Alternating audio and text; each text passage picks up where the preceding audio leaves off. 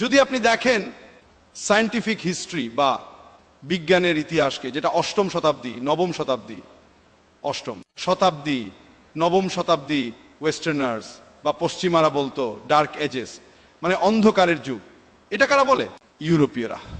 ইউরোপীয়রা বলে যে ডার্ক এজেস, অন্ধকারের যুগ। কিন্তু আপনি যদি ইতিহাস পড়েন তো মুসলমানরা তখন চূড়ায় ছিল। আমি এর উপর বক্তৃতাও দিয়েছি। অষ্টম শতাব্দী নবম শতাব্দীতে যখন ওয়েস্টার্নার্সরা বলতো ডার্ক এজেস, আমরা দুনিয়াতে উন্নতি করিনি, সেই সময় যদি আপনাকে সায়েন্স বা বিজ্ঞান সম্পর্কে সায়েন্টিস্ট বা বিজ্ঞানী হতে হতো, তাহলে আপনাকে আরবি জানা ফরজ বা আবশ্যক ছিল। তো অনেক অমুসলিম বিজ্ঞানের গবেষণা করার জন্য আরবি শিখত। ফাদার অফ কেমিস্ট্রি, রসায়নের জনক, who is the father of chemistry? কে তিনি? গেবের। ওয়েস্টার্ন নাম জাবির, তিনি হলেন জাবির ইবনে হায়ান। এই অ্যালকোহল শব্দটা কোথা থেকে এসেছে? অ্যালকোহল যে শরাব, অ্যালকোহল শরাব নয়, অ্যালকোহল ও এইচ কোথা থেকে এসেছে? আরবি শব্দ আলগুল থেকে। ট্রিগনোমেট্রি কে আবিষ্কার করেছে? মুসলমান।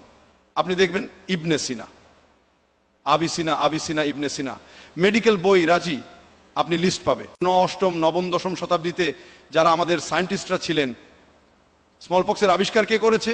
ট্রিটমেন্ট কে করেছে? বই, কানুন, ডাক্তারের কানুনের দুটি ভলিউম যা ছিল, ওটা আপনাকে পড়তেই হতো ডাক্তার হওয়ার জন্য। কিন্তু এখন কি হয়ে গেছে? আমরা উন্নতি করছি না কেন?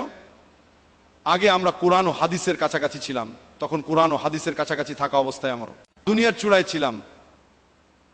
সংখ্যায় আমরা কম ছিলাম, এখন সংখ্যায় তো আমরা অনেক, 25%, 2 বিলিয়ন। আমরা কোরআন ও হাদিস থেকে দূরে চলে যাচ্ছি। যত দূরে যাব তত আমরা দুনিয়াতেও নিচে যাব। তো যদি আমরা কোরআন নিয়ে আরো রিসার্চ বা গবেষণা করি, আর সেই ওলামাদের কথা মানি যারা সঠিক দলিল থাকা উচিত, আমাদের শরীয়তকে ফলো করা উচিত, যে ওলামারা ফতোয়া দেন তা মানা উচিত। কোনো সহিহ বা সঠিক আলেম কখনোই আপনাকে টেকনোলজি থেকে আটকাবেন না, সঠিক আলেম কখনোই আটকাবেন না। ভুল থাকলে তবেই আটকাবেন। রিবা বা সুদ ভুল তো ভুল, রিবা ছাড়া ব্যবসা করা যায় না, এটা অবুঝ লোকেরা বলে। ওয়ার্ল্ডের টপ 500 কোম্পানির সবাই ঋণ মুক্ত, টপ কোম্পানিগুলো। তো প্রত্যেকটা ফিল্ডে আলাদা আলেম আছেন। আজকের তারিখে ইসলামিক ইকোনমিক্সে নম্বর 1 হলেন মুফতি তাকি ওসমানী, নম্বর 1 দুনিয়াতে। তিনি ইসলামিক ইকোনমিক্সে বিশেষজ্ঞ। আর হামিদুদ্দিন হাসান, যার কথা আমি বলেছিলাম, তার ইন্তেকাল হয়ে গেছে। তিনি প্রতিষ্ঠা করেছিলেন ইসলামিক ইউনিভার্সিটি ইসলামাবাদ। আমি মাশাআল্লাহ তার অনেক কাছে ছিলাম, অনেক ঘন্টা কাটিয়েছি ইসলামিক ইকোনমিক্স নিয়ে কথা বলতে। মাশাআল্লাহ মুফতি তাকি উসমানীর সাথেও আমি অনেক সময় কাটিয়েছি। এই লোকেরা ইসলামিক ইকোনমিক্সের বিশেষজ্ঞ। এখন যদি অন্য কেউ ফতোয়া দেয় যে এটা হারাম, আরে ভাই, আপনার কাছে কি কোনো দলিল আছে? আর হানাফি ফিকো যা আছে, ইসলামিক ইকোনমিক্সে বেস্ট ফিকো, যে হানাফি উলামারা গবেষণা করেছেন ইন ইসলামিক ইকোনমিক্স। এজন্য তাকি ওসমানীর সম্মান সব জায়গায় আছে দুনিয়াতে, এমনকি সৌদি গেলেও সম্মান আছে। আমি কখনো সত্যি বলতে ভয় পাই না। পাকিস্তানে ইসলামিক ইকোনমিক্সে আরো কাজ হওয়া উচিত। মুফতি তাকি উসমানী সাহেব তো আছেনই, কিন্তু মালয়েশিয়াতে, এখন বলবেন মালয়েশিয়ার সাথে কম্পিটিশন হয়ে যাচ্ছে, না হলে আপনি বলবেন আবার এই ভিডিও ভাইরাল হয়ে যাবে। না, কিন্তু মালয়েশিয়া পাকিস্তান কোনো আপত্তি করবে না। ইন্ডিয়া পাকিস্তানে আপত্তি হয়, মালয়েশিয়ার কথা বলতে পারি না? মুফতি সাহেব, মালয়েশিয়াতে যে প্র্যাকটিক্যাল ইসলামিক ব্যাংকিং আছে তা খুবই ভালো, কিন্তু প্র্যাকটিক্যাল ইসলামিক ব্যাংকিং যা মালয়েশিয়াতে আছে তা আরো বেশি প্রচলিত। এখানে কোনো ইসলামিক ব্যাংকার আমাকে বলছিলেন এখানে 23% of the banking is Islamic banking. মালয়েশিয়াতে আরো বেশি সংখ্যায় আছে, যদিও মালয়েশিয়াতে 63% মুসলমান।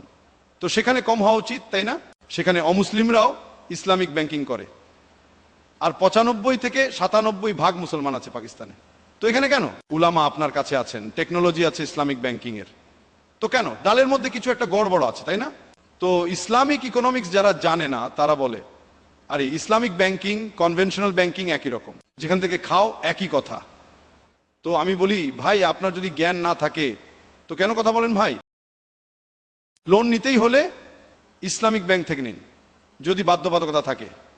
লোন না নেওয়াই বেস্ট। বাধ্যবাধকতা থাকলে ইসলামিক ব্যাংকের নিন।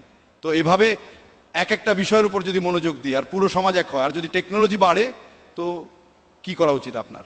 তো এটা বলা যে সব উলামা আপনাকে টেকনোলজি থেকে আটকায়, এটা পুরোপুরি ভুল। আপনি যেখানেই হন, হিন্দুস্তানে যান, পাকিস্তানে যান, মাশা আল্লাহ ভালো উলামা আপনার কাছে আছেন।